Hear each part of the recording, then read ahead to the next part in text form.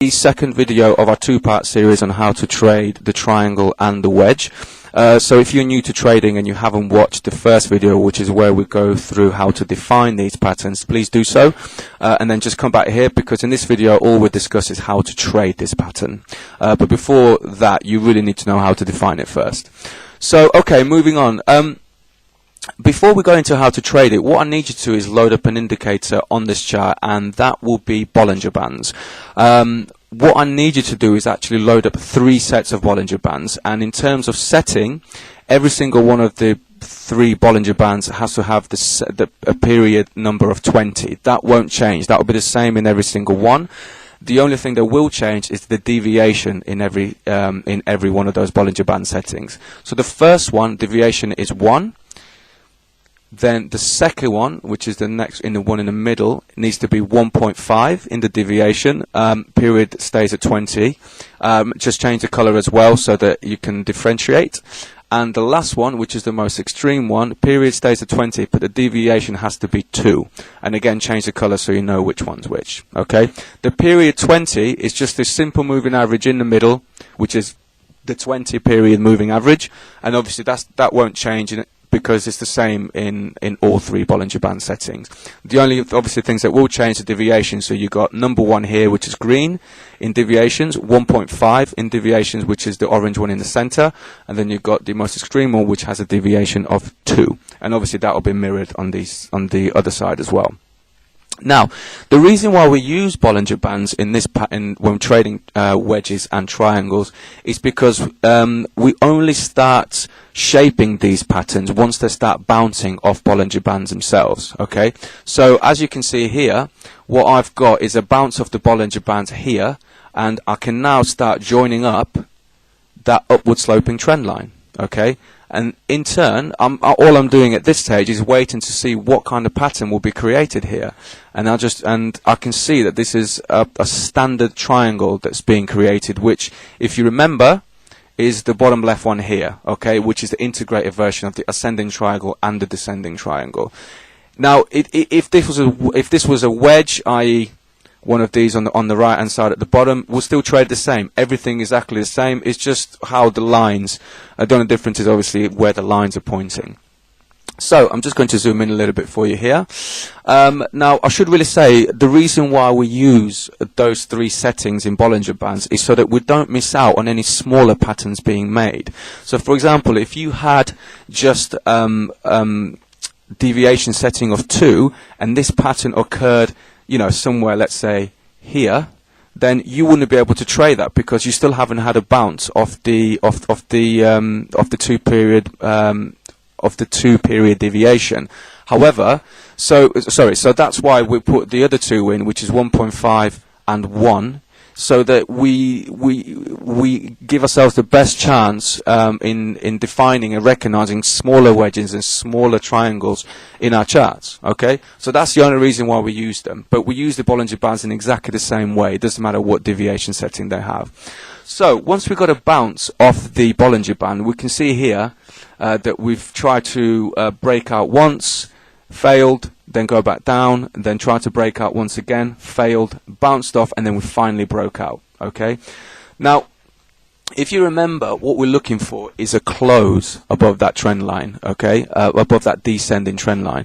Now you could probably argue that if you zoom in a lot more, there could be a little close above that trend line, but to be honest with you, I'll be very nervous in doing that.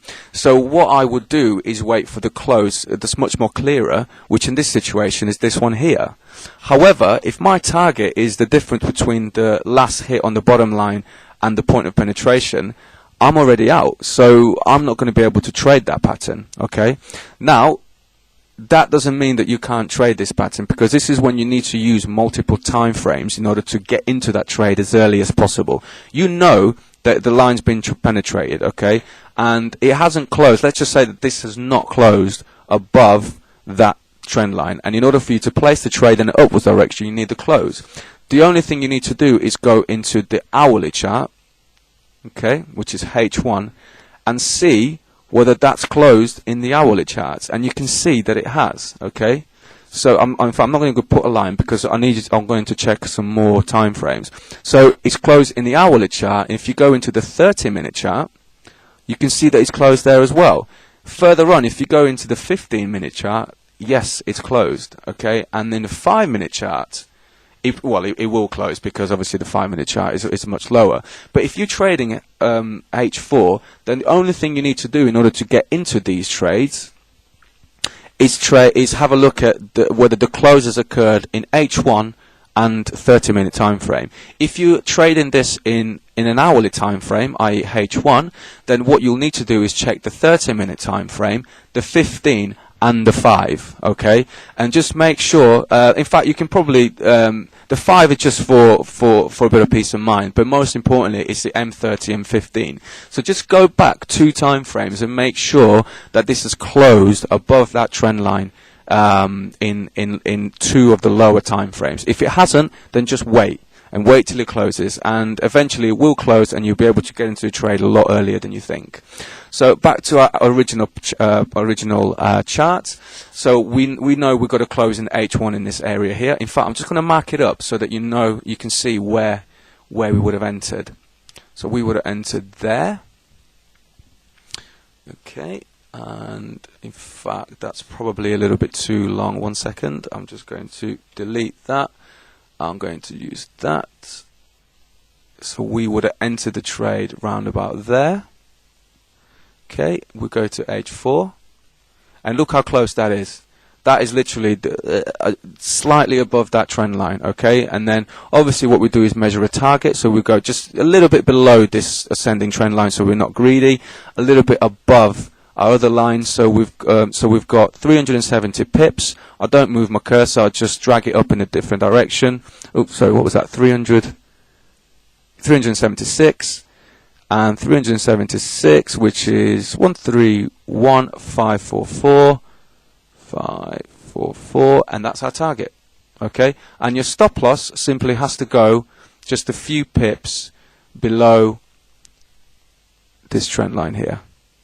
Okay, I'm struggling with these little lines, but there you go. Okay, so your stop loss is here, just a few pips below the last hit. You measure your target, as we mentioned in the first video, in between these two, in between the last hit and the penetration. You look for a close in the lower time frames, and as soon as you have that close, you measure your target, and which in this case is 544. And you can see how quickly that went up in that direction. So remember, when you look, that is literally it. That's how you trade the wedge, that's how you trade the triangle, the ascending triangle. They're all literally the same, except they just come in different shapes and sizes. So remember, you only start drawing your lines on different sides once you get a bounce on one of the Bollinger Bands. And from that point on, like we said, you look for a penetration of the pattern. Check in the 2 lower time frames whether the candles have closed over the lines, and after that point you simply measure your target. Okay, we'll see you for the next video.